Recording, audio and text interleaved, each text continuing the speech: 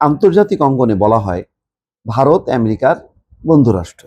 অন্তত চীনের থেকেও অনেক অনেক কাছের ভারত আমেরিকার।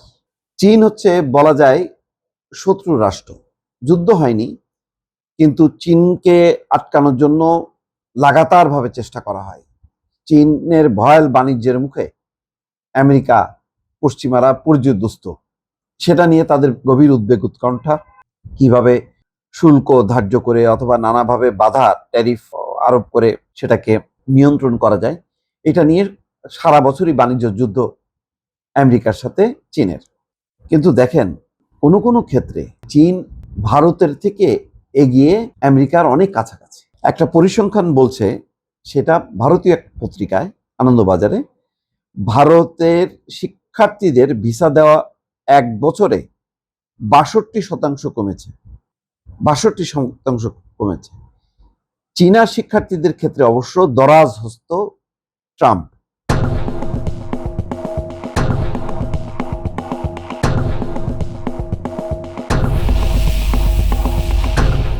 এখানে বলা হচ্ছে, ওয়াশিংটনের রিপোর্ট বলছে ২০২৪ সালের মে আগস্টে ৫৮,৬৯৪ জন ভারতীয় শিক্ষার্থীকে F1 ভিসা দেওয়া হয়েছিল।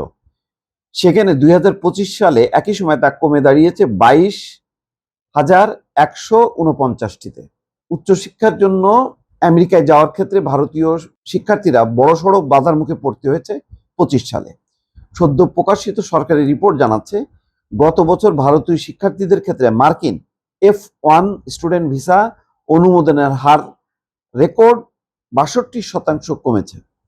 প্রেসিডেন্ট ডোনাল্ড ট্রাম্পের সরকার অবশ্য চীনের ক্ষেত্রে অনেকটাই দরাজ বলে ওই পরিসংখ্যান উঠে এসেছে।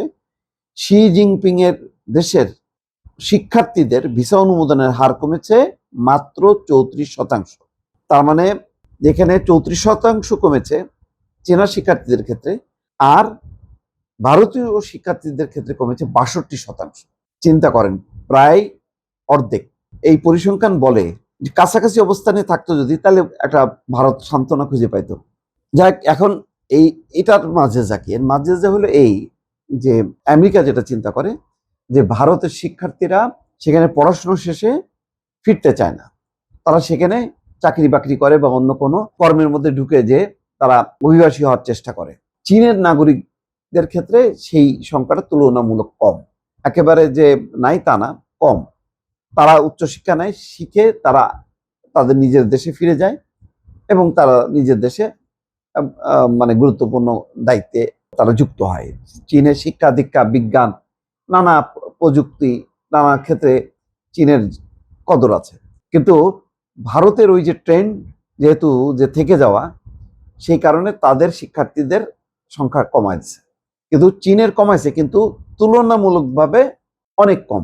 এতে বোঝা যায় যে আসলে ভারতকে যতই বলা হোক না কেন আমেরিকার বন্ধু, জানি দোস্ত, বাস্তবে আমেরিকা এখন অনেক হিসাব নিকাশ করে চলে।